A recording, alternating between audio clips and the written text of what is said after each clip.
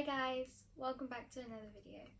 So I wanted to start by explaining why I haven't uploaded in 2 months. So at the moment I'm currently going through a lot of more physical aspects of my medical issues, and I also wanted to tell you I didn't upload in August as I was planning on to. I did record a video, but I didn't end up posting it because it wasn't actually good quality. You couldn't hear my voice at all. So at the beginning of August I actually got COVID, and I made a video explaining that I wasn't going to be making videos for a while until I had recovered. However, watching the video back, it didn't actually explain much, and it didn't have good enough quality that you have if it was unedited. Basically, I barely could talk, so you couldn't really hear my voice very well. It was very raspy, and I had very bad breathing difficulties at that time, so it was harder for me to talk like I am now. But moving past all of that, I will hopefully be uploading maybe every 2-3 weeks.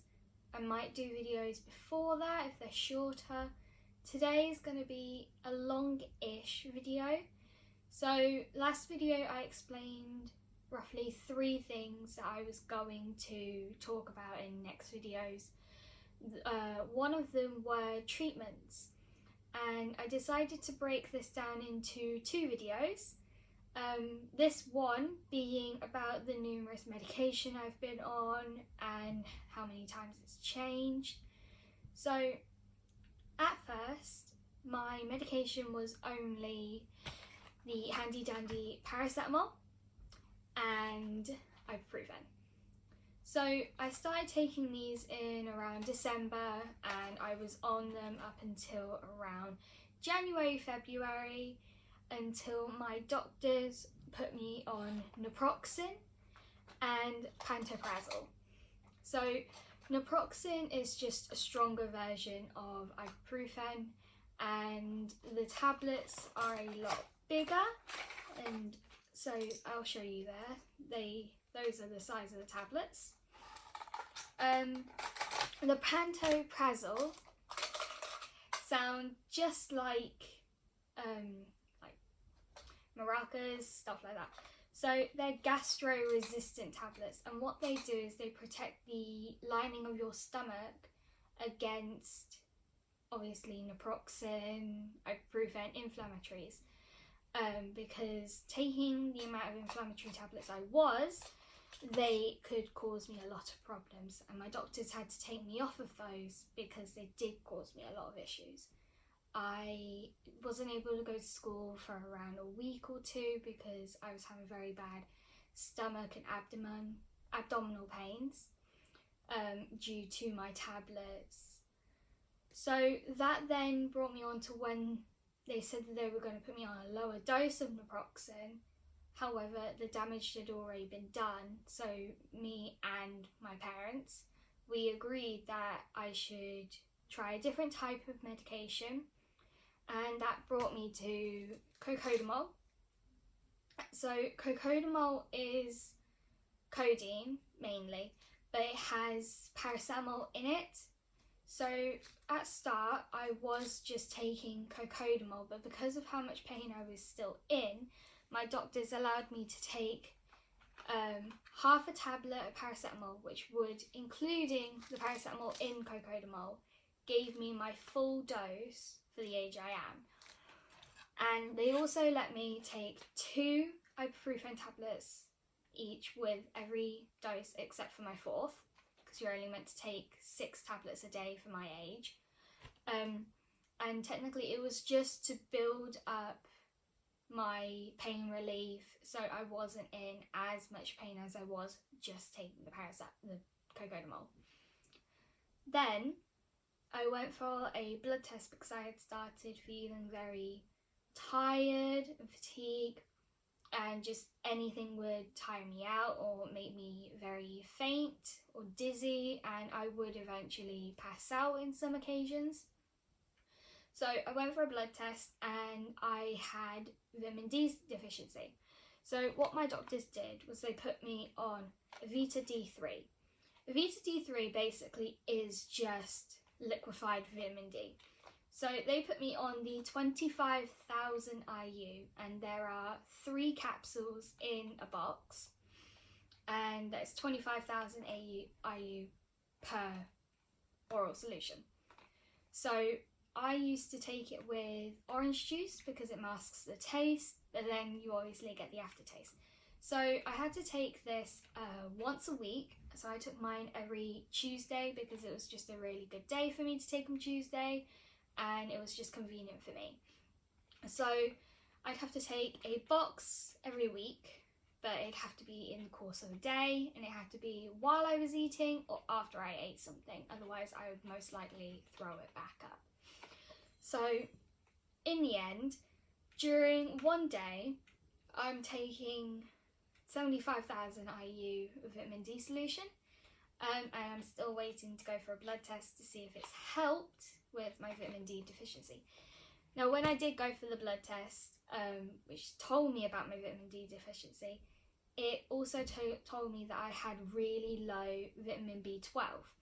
So what we did was I have to eat lots of food that like B12, which I can't remember a lot of them on the top of my head. I know that spinach is one of them, but my dad also said it's mainly dairy products, so I've been eating and drinking a lot of dairy.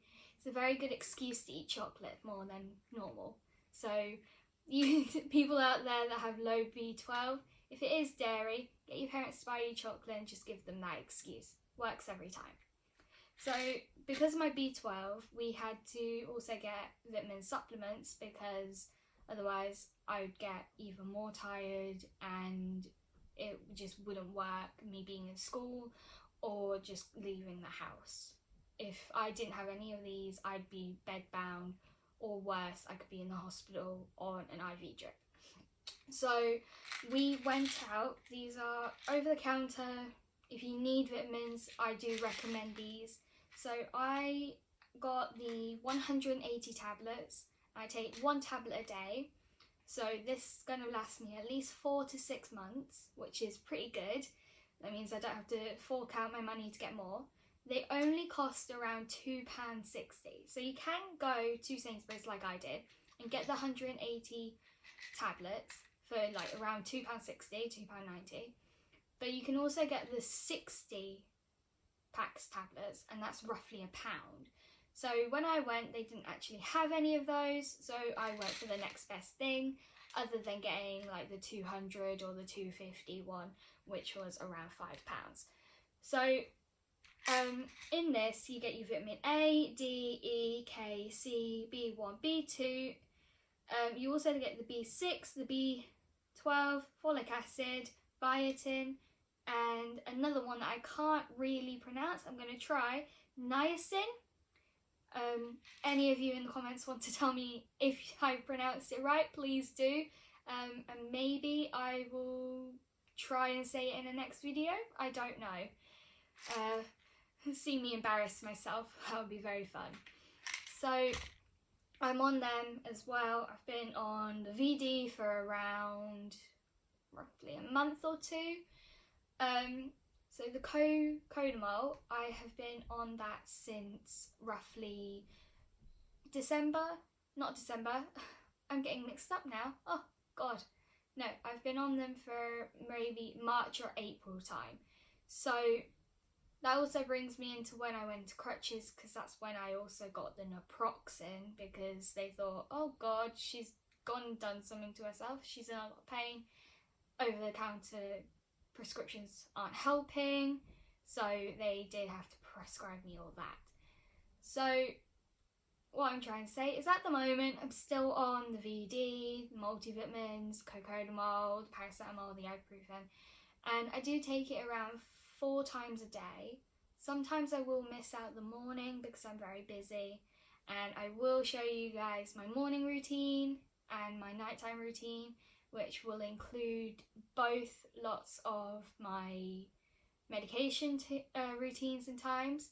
I'm most likely going to try and do it on a Tuesday, so you guys can see how much of this actually goes in a drink. There's a lot.